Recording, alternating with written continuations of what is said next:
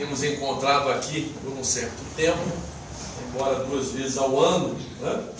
Mas possivelmente fazendo novos amigos hoje, nesta oportunidade que se renova para que estejamos juntos aqui nesta casa, festejando, confraternizando e estudando, acima de tudo, a doutrina espírita como um alimento espiritual para nossas almas, de forma a nos tornarmos cada vez mais criaturas melhores a cada dia.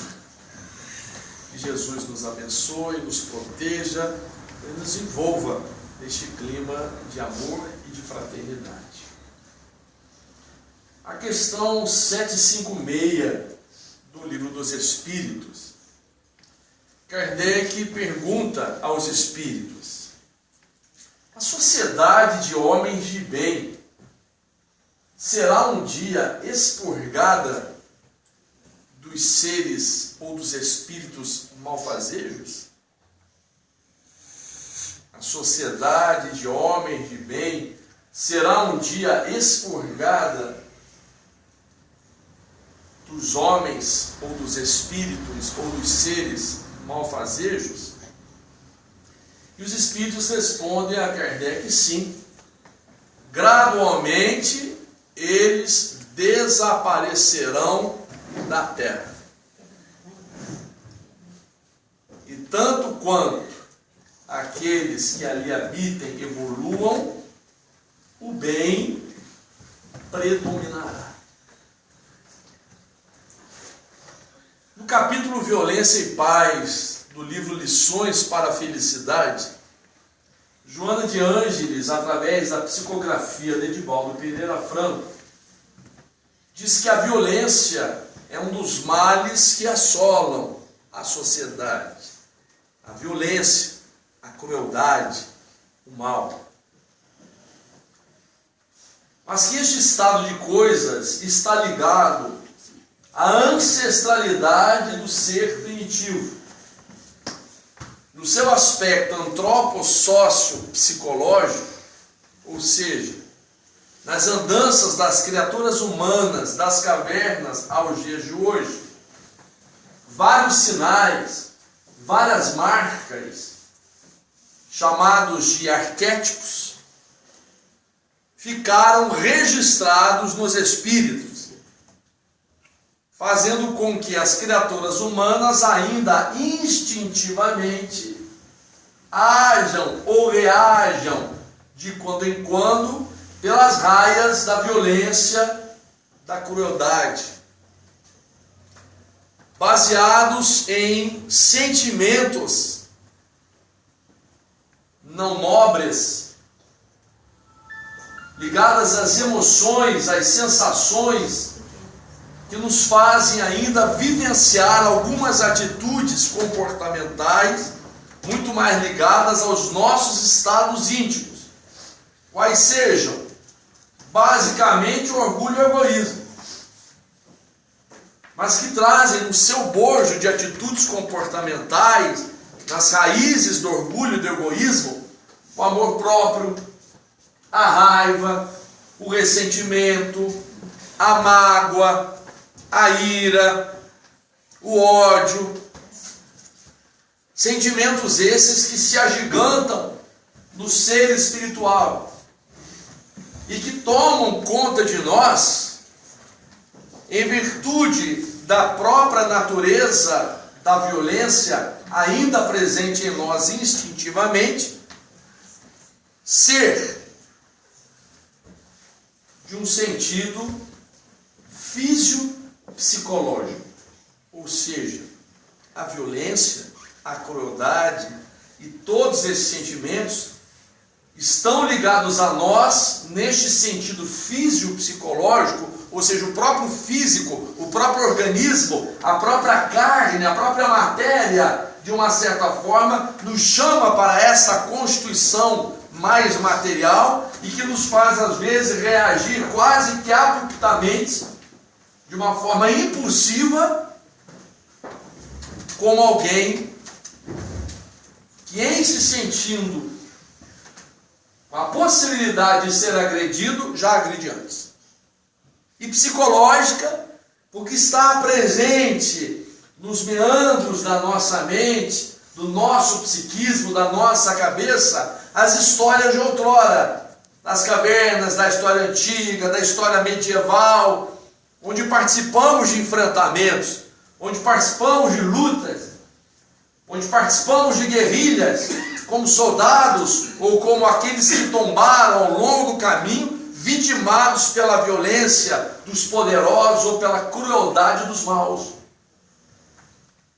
E toda essa história, de alguma forma, presente em nós, arquetipicamente, ou seja, pelos sinais que a própria história nos deixou, nos faz ainda psicologicamente e quase que fisicamente agir ou reagir como alguém que quer também se proteger dos seus mecanismos de autoproteção, de alguém que quer manter a posse daquilo que tem e que, em se vendo agredido ou com a possibilidade de ser enfrentado, já cria formas alternativas de se proteger e, naturalmente, algumas vezes até de agredir antes de ser agredido.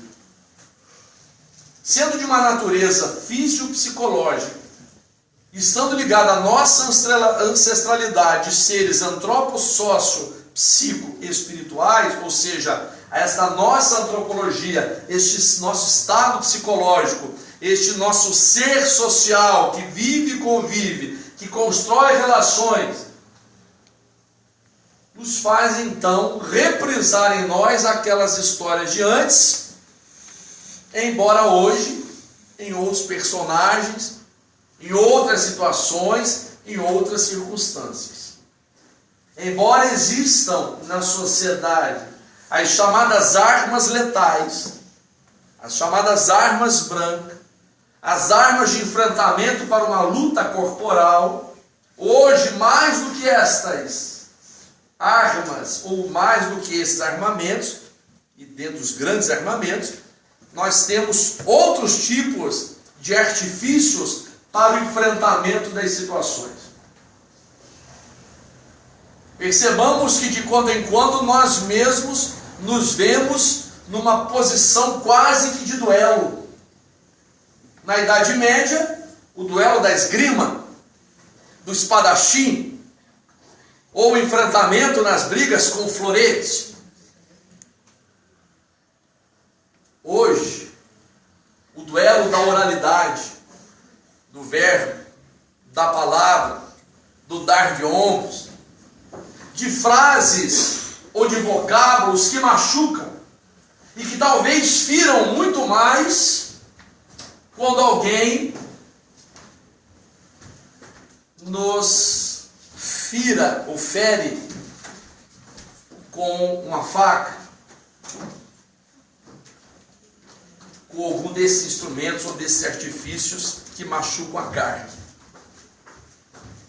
Embora a dor física nos leve também a um certo desconforto, mas com a dor física, ou mesmo com a nossa estrutura orgânica ferida ou aberta por alguma situação, aquilo de alguma forma se curará. Particularmente com os avanços da medicina e do trato do físico humano. Como tratar uma ferida aberta no espírito? Como curar? Sem se contar aí então com o analgésico, ou com a morfina, ou com algum procedimento cirúrgico que possa arrumar, ajeitar, dar conta daquele ferimento, para alguém que venha nos ferir com a expressão: eu te odeio, você não é nada para mim, por que você não morre? Por que você não vai embora? Onde é que eu estava com a cabeça que eu aceitei viver com você?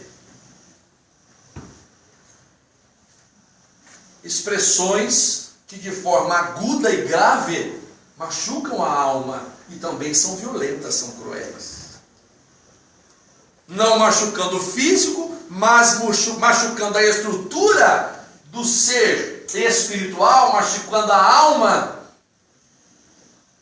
Como deixarmos de sentir esta dor provocada por uma frase, por uma expressão, por um vocábulo qualquer que venha nos agredir ou nos atacar frontalmente?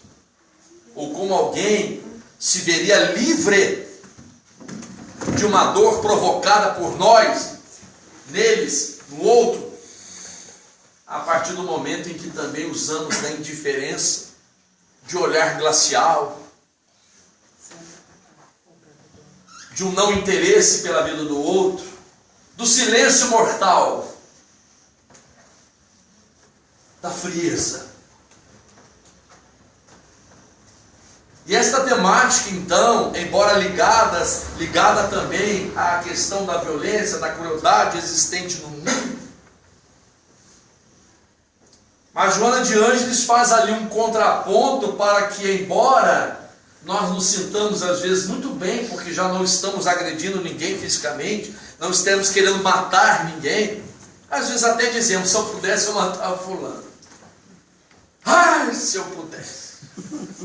Mas esse se eu pudesse, nos parece já uma sanção, um freio moral existente em nós, que a gente até lança a ideia, mas de alguma forma, no fundo, não queremos realmente realizar tal fato. Diante não só das sanções penais, diante das regras existentes nas leis que regem a sociedade humana, mas porque de alguma forma também não queremos mais isto para nós e carregar este peso sobre os ombros. Mas não há somente esta forma de matar alguém, atacando-o com uma arma letal ou mortal. Podemos matar alguém todos os dias, aos poucos,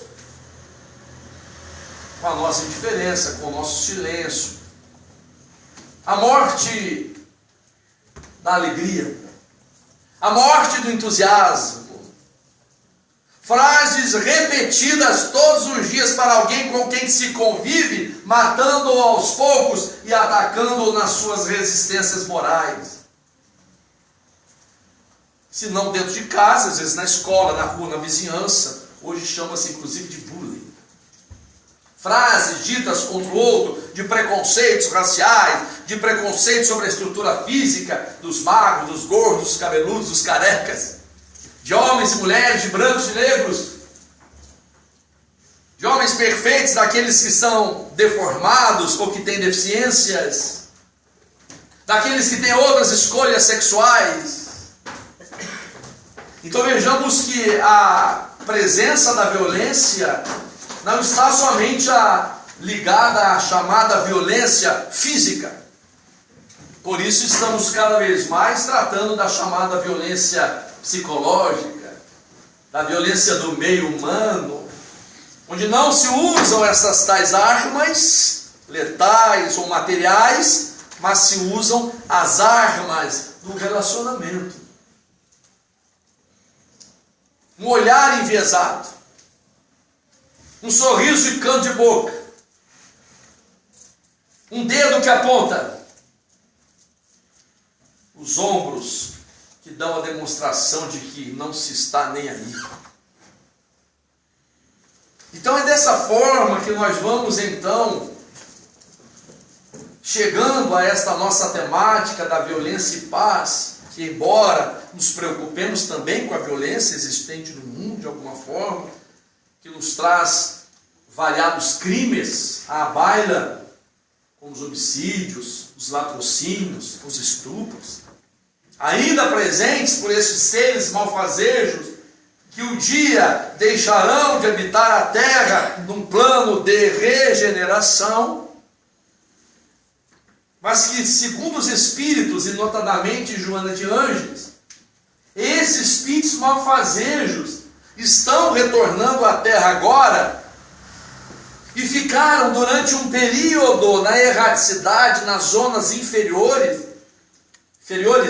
para que desse tempo da sociedade progredir um pouco, de que a cultura, o direito e outras ciências avançassem e a terra estivesse um pouco mais preparada para receber esses espíritos que viriam enfrentar novas oportunidades regenerativas, encontrando um mundo um pouco melhor para recebê-los, e aqueles que naturalmente, tendo acompanhado esse processo de evolução, estariam aqui, como realmente estamos, para ajudar esses outros.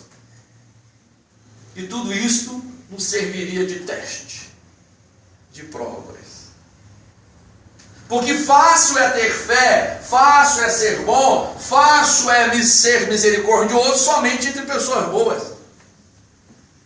Mas provar a sua fé, a sua esperança, o seu otimismo, a sua condição de misericórdia, de compaixão, estando diante de bons, mas também de seres malfazejos, diante daqueles que todos os dias, pelos canais da televisão, ou pelas notícias internauticas, ou pelas notícias de boca a boca, nos fazem repensar a vida, e até para percebermos o quanto nós já o temos como irmão, e entendemos como irmão que ainda não entendeu aquilo que nós já entendemos, ou até para saber se estamos na condição daqueles que continuam a repetir quando vem alguém que nos parece mal. Esse só matando.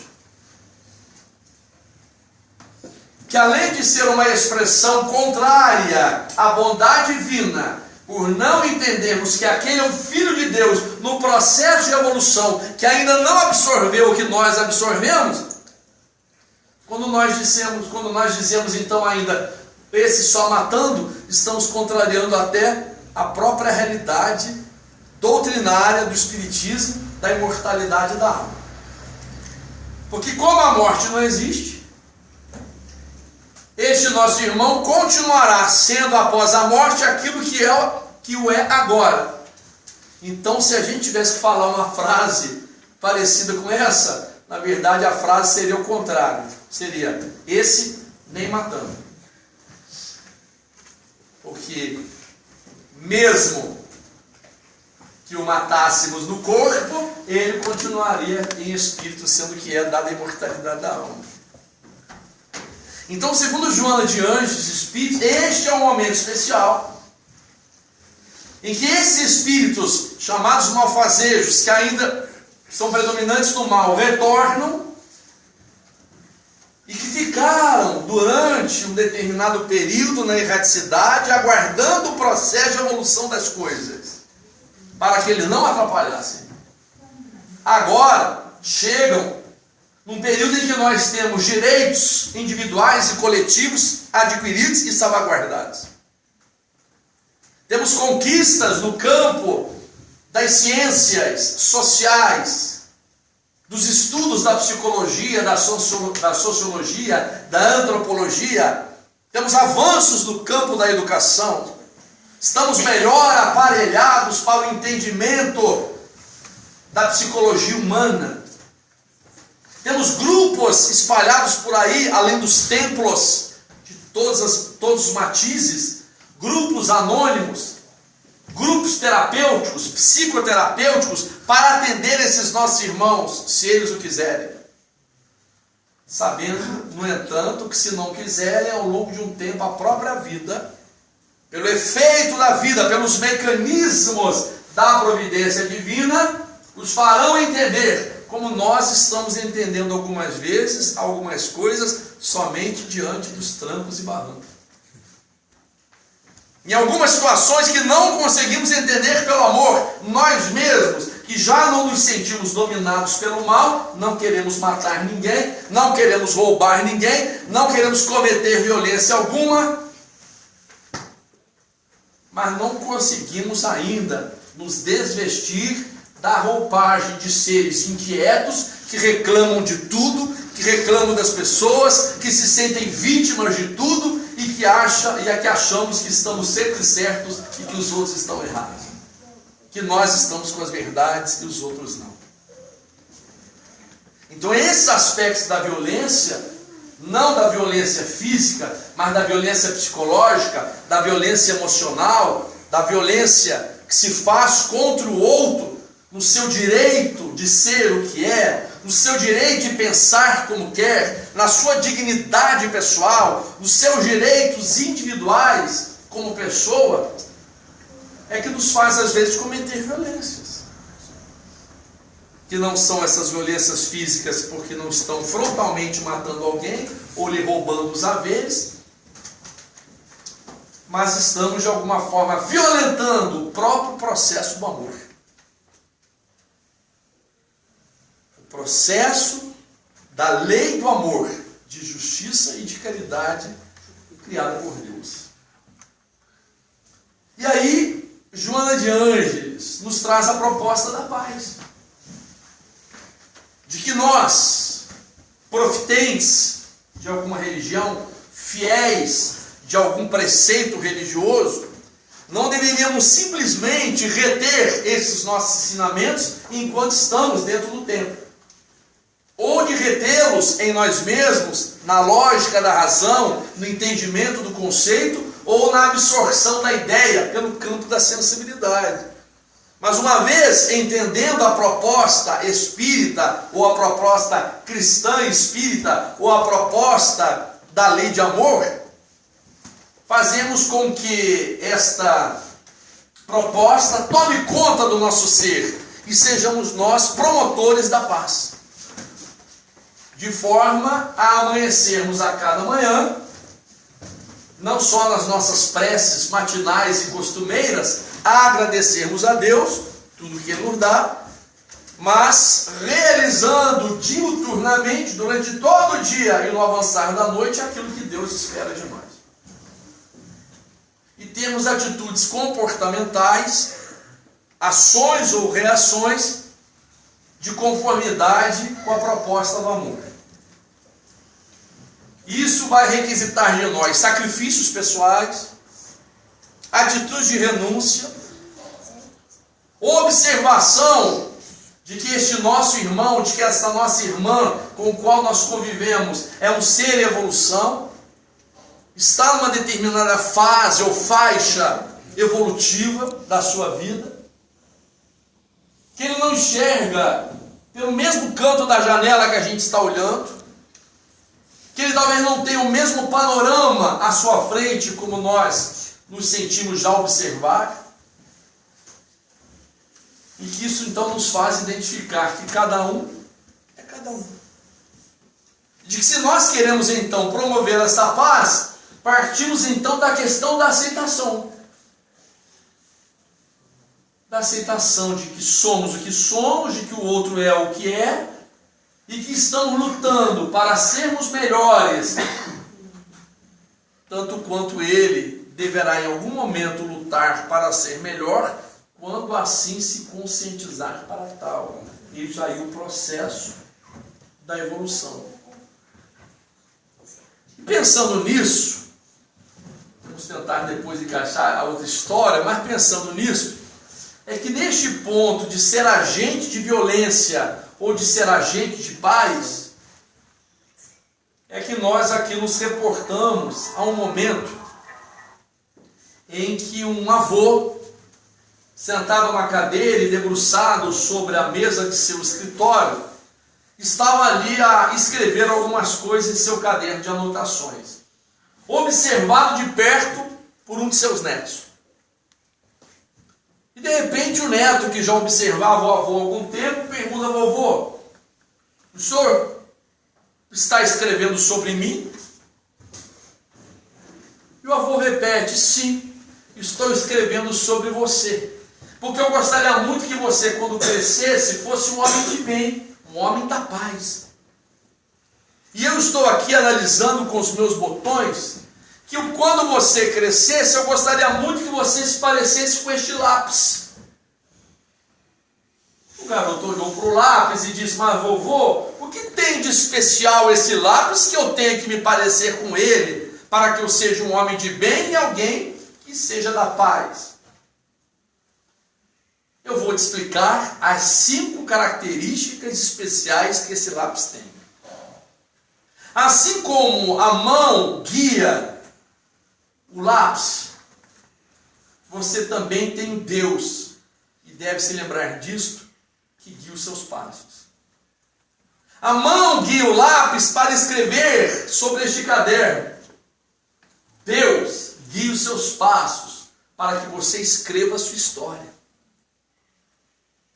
Então eu espero que você realmente, ao crescer, não se esqueça disso, desta primeira característica especial do lápis. Há um Deus que guia os seus passos, assim como há uma mão que guia este lápis.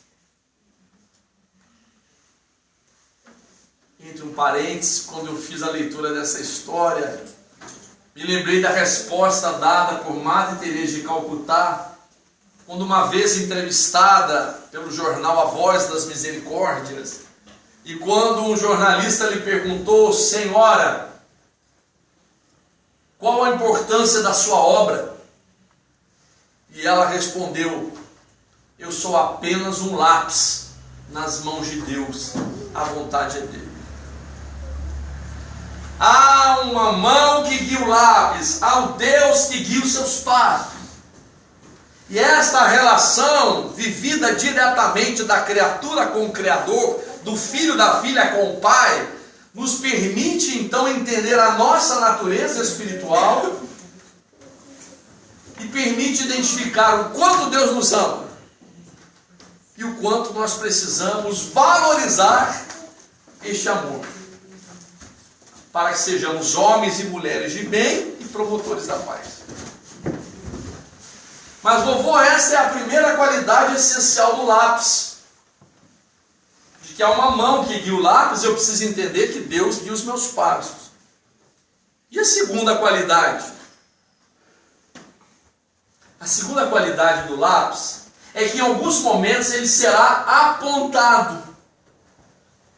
E parece que quando se faz apontar o lápis, ele vai sofrer. Mas ao final de tudo, ele estará mais afinado. Alguns momentos, filhinho, você será apontado pela vida. A vida lhe trará certas situações e circunstâncias que parecem sofrimentos, tribulações, até violências, criadas por um processo natural de ação e reação da vida. Mas será o seu momento de estar sendo apontado. Algumas vezes lágrimas serão vertidas. Algumas vezes o coração estará pesaroso, cheio de dores, de privações, em processo de desilusões, de desgostos vividos. Mas é o momento em que você está sendo apontado, e ao final de tudo, estará mais afinado, mais preparado para as coisas de Deus, preparado para a vida. Então entenda que você vai crescer e será apontado, como o lápis é apontado, mas depois fica com a ponta mais fina. E a terceira qualidade, vovô, o senhor me disse que são 5. Pois é. A terceira qualidade é que, assim como o lápis escreve algumas coisas que deverão ser apagadas, você deve se permitir também apagar os erros. Os erros são naturais.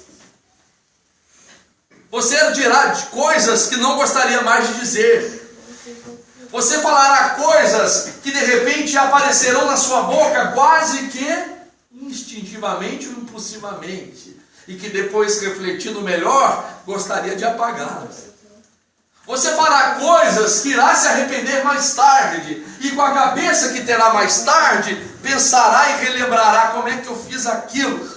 Se fosse hoje, com a cabeça que eu tenho hoje, eu não mais faria. Mas permita-se apagar os erros. Os erros podem ser apagados com a reparação de danos.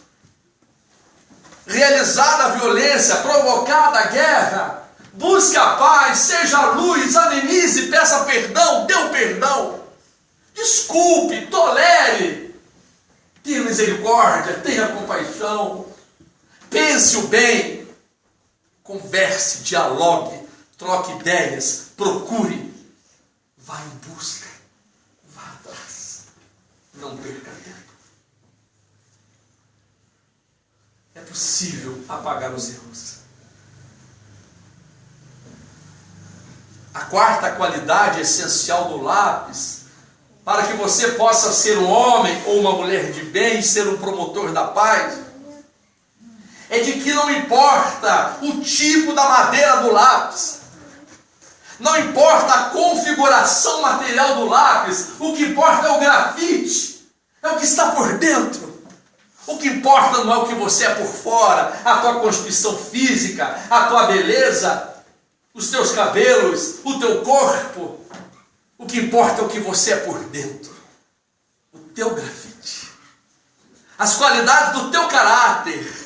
Não se preocupe tanto então com o que você é exteriormente, preocupe-se com aquilo que você é interiormente, com as qualidades essenciais do seu ser. E busque cada vez mais ser este grafite luminoso, este grafite com muitas capacidades que Deus lhe deu e que deverão ser desenvolvidas. O que importa, querido, não é a tipificação do lápis, mas é a natureza do grafite existente nele. E a quinta qualidade essencial do lápis é de que o lápis deixa marcas. E assim como o lápis, você deixará marcas em si mesmo e nas outras pessoas. Estará escrevendo a própria história, deixando marcas no livro da vida, mas deixará marcas nas vidas das pessoas com as quais você conviver. E escreverá junto uma história conjunta, coletiva. Nós estamos, querido, escrevendo a nossa própria história individual e uma história coletiva de um planeta em evolução. Há situações que lembram a violência, a guerra, a guerrilha, a destruição, o despotismo, desilusões, fragilidades, confrontos, corrupção, miséria. Mas há de um outro lado as marcas também de felicidade, de amor, de lágrimas vertidas, derramadas, de encontros e reencontros após os tais desencontros, reconstrução de verdadeiras ruínas que parecem fazer ressurgir a primavera,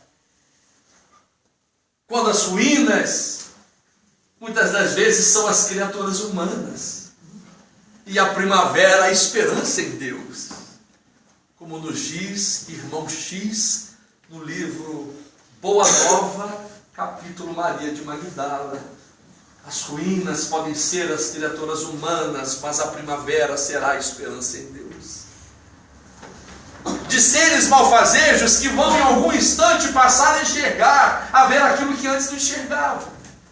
De seres que vivem conosco lá fora, dentro de casa, no ambiente de serviço, drogaditos, alcoolistas, perdidos, vitimados por si mesmos no caminho da criminalidade, da violência, parecendo-nos que não tem mais jeito. Mas Deus não desiste.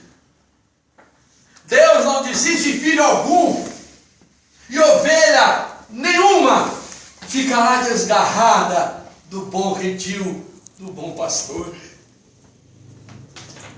Aqueles que são bons, aqueles que se candidatam a serem bons, como diz Divaldo Franco, aqueles que hoje estão entre a relação dos homens considerados de bem, estão justamente numa fase em que o planeta absorve, recebe os espíritos que, no dizer de Maria Amélia, uma grande oradora da cidade de Niterói, no momento em que a Terra recebe espíritos após a abertura dos portões do umbral,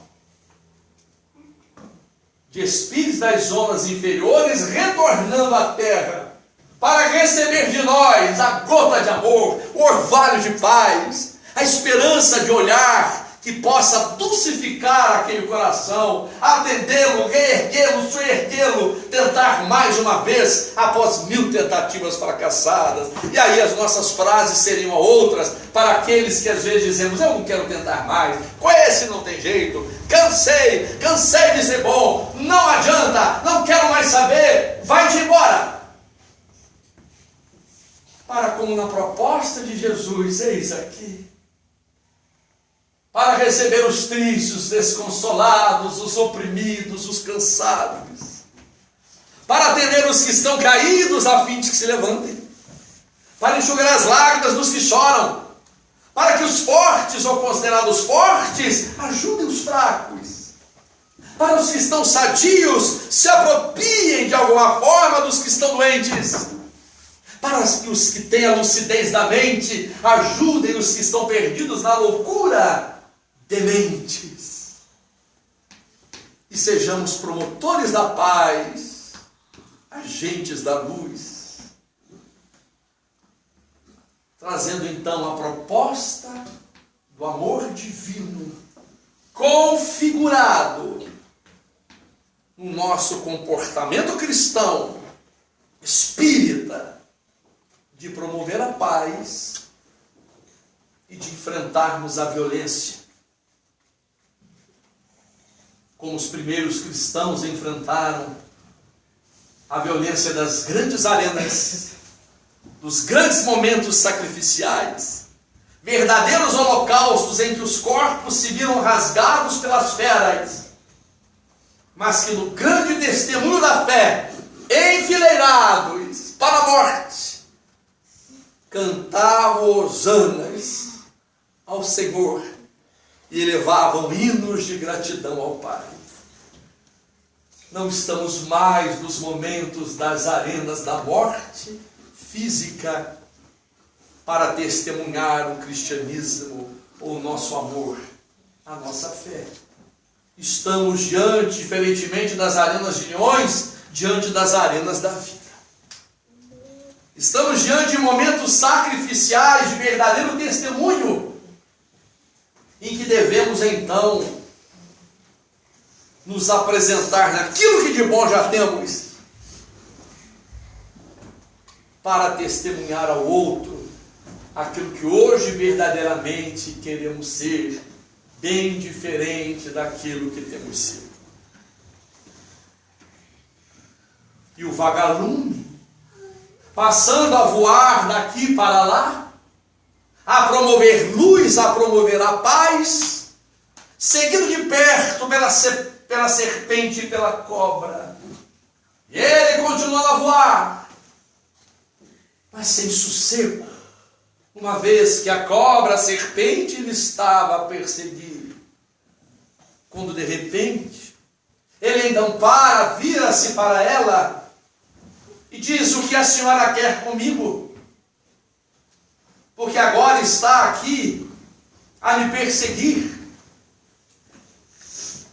Por acaso a senhora quer me comer? Faço eu parte da sua cadeia alimentar? Te fiz alguma coisa? Responde a cobra ao vagalume: não, você não faz parte da minha cadeia alimentar, nem quero comê-lo, mas na verdade eu tenho inveja da sua luz, a sua luz me incomoda. Os bons, algumas vezes, serão identificados por outros como bobos, como tolos, que abaixam a cabeça, que tudo entende, que tudo compreende, que são deixados para lá, que as pessoas vão abusar. Estão abusando de você. Você está sendo bobo, está sendo tolo, tudo você desculpa, tudo você perdoa, tudo você deixa para lá. Vagalumes, que continuam a promover a luz, a promover a paz, porque querem cada vez mais praticar o amor de Deus. E quando nós estamos sendo bons, ou aceitando, ou compreendendo, e o outro não nos entende, o problema não é nosso, o problema é dele. Nós devemos ser o que nós somos. e lutar cada vez mais para sermos melhores do que já temos sido. E se o outro não deseja isto, e algumas vezes, inclusive, quer desdenhar, inclusive quer vir fazendo alguns apontamentos sobre as nossas vidas, a gente vai sempre ter que se lembrar daquela expressão popular de que quem desdenha quer comprar. Muitas vezes olhar no outro, tentando nos fazer desistir daquela nossa atitude, que é uma atitude que ele gostaria de ter e que ainda não consegue. E que ele não conseguindo intimamente, não quer que a gente progrida, esteja muito à frente. Ele vai dizer que a gente é bobo, que a gente é isso, que a gente é aquilo, para a gente desistir. Mas se a gente tem que tentar mais uma vez após 1000 tentativas fracassadas, porque entendemos que é o Deus que guia os nossos passos, porque entendemos que nós temos um grafite, uma natureza espiritual, porque entendemos que a vida já está nos demonstrando isso, está nos dando uma qualidade do viver, para nos fazer reconhecer a grandiosidade de Deus em nossas vidas e o quanto somos pequenos, mas somos importantes para Deus. De que essas marcas que estamos deixando em nós mesmos são as marcas que representarão o nosso porvir, o nosso futuro, aquilo que seremos mais tarde, como resultado do que estamos sendo agora. E de que essas marcas que estamos deixando nos outros serão feridas abertas, serão cicatrizes, ou serão suaves lembranças, recordações de tempos vividos agora. O jovem encontrou um senhor já bastante idoso, olhou para ele, um senhor já agora com bastante idade, uma idade avançada. O jovem então disse: meu senhor, o senhor está velho. Me parece que o seu coração está muito cansado até. O meu não. O meu coração está vibrante. O meu coração é de jovem. O meu coração ainda é de um grande lutador. E eu identifico e percebo que o seu coração me parece estar cansado, com muitas marcas. Dizem então aquele senhor ao jovem: é verdade, o meu coração até está um pouco cansado, mas essas marcas, essas cicatrizes, são momentos vividos com as pessoas para as quais eu me dediquei. Isso representa o valor de se estar vivo, de se estar reencarnado, de estar se escrevendo a própria história. Assim como outro encontrou um outro senhor e disse: meu Deus, este tempo de agora que a gente está vivendo, a gente tem tudo. A gente tem um telefone celular com WhatsApp, Facebook. A gente tem um computador dentro de casa, faz um movimento internautica, a gente tem um lava-louça, um lava-tudo. A gente tem os aparelhos eletroeletrônicos, é uma facilidade só. E no tempo do Senhor não tinha nada, credo. Devia ser chato. O que vocês ficavam fazendo naquela época? Responde o Senhor ao jovem: a gente não tinha tempo para nada, porque a gente estava inventando tudo isso para vocês. Então os tempos estão aí, nos trazendo certas facilidades do avanço tecnológico, do avanço científico, nos concedendo o tempo que a gente talvez não estivesse preparado para ele, e sempre reclamamos do tempo. Mas o tempo de agora está nos trazendo a possibilidade desse diálogo, da conversação. Um verdadeiro caldeirão de experiências, um verdadeiro laboratório de emoções, que muitas vezes a gente se preocupa no que vai dar. Uma sociedade plural, mista, multifacetada. Mas quando a gente tem a confiança em Deus e a certeza de que nada acontece sem a vontade do Pai, de que o que Deus escrever será, e de que Ele, confiando em seus filhos, não só naturalmente dos que estão habitados na terra, mas falamos de nós uma vez que hoje estamos aqui reencarnados neste planeta, que nos traz dificuldades, que nos apresenta um mundo em alguns instantes de privações, de apontar no lápis, mas que nos dá a chance de escolhas, de opções, de decisões, de nos levantarmos a cada manhã, e em vez de pensarmos a dificuldade, observarmos um pássaro que gorjeia, que canta, de olharmos uma flor maravilhosa no canto de um jardim, de observarmos a árvore frondosa, as flores da primavera, ou de olharmos o céu, mesmo que envolvido nas nuvens de um dia fechado,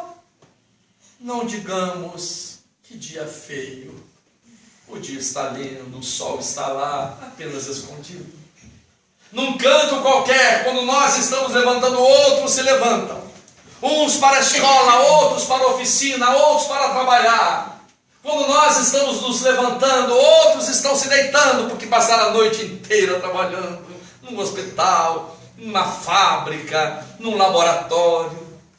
Enquanto nós estamos aqui nesse instante das 20 horas e 50 minutos, alguém chora, alguém canta, alguém declama, alguém briga, alguém se desorienta, alguém mata, alguém quer se matar, alguém está se matando, alguém está se enfrentando outro, alguém está descobrindo coisas, alguém está evoluindo, alguém está progredindo, alguém está enxergando, alguém está se auto-iluminando, e os Espíritos estão por nós, nos ajudando, dizendo aos nossos ouvidos: você é capaz, você pode, seja a luz, seja vagalume. Seja um instrumento de paz. Acredite no seu potencial. Firme-se nos seus propósitos. E a cada manhã, levante-se como este filho e filha de Deus, que sabe hoje das condições que tem para ser metaforicamente um lápis, onde Deus guia os seus passos. Um lápis que vai ser apontado algumas vezes diante dos sofrimentos cotidianos. Um lápis que pode se permitir apagar os seus erros da escrita da caminhada. Um lápis que tem na interioridade um grafite especial, que é o mais precioso, que é o espírito, que é o valor do coração. Um lápis que deixa marcas em si mesmo e que deixa marcas nas linhas da vida das pessoas com as quais convivemos. Entre a violência e a paz, entre o certo e o errado, entre a sombra e a luz, entre o bem e o mal, estamos nós, fazendo as escolhas necessárias conforme o nosso grau de amadurecimento psicológico, a fim de que cumpramos aquilo que Deus, o nosso Pai, espera de nós. E que, sendo assim, diante daquilo que nos atemoriza, diante das situações que muitas vezes nos fazem repensar a própria providência divina, a justiça do Pai, diante de um cenário humano que destrói em nós, muitas vezes, as possibilidades, a vontade, o gosto, não nos esqueçamos de que não estamos sozinhos, de que Deus não desampara ninguém, de que há um fiel guardião ao nosso lado, de que os espíritos na espiritualidade trabalham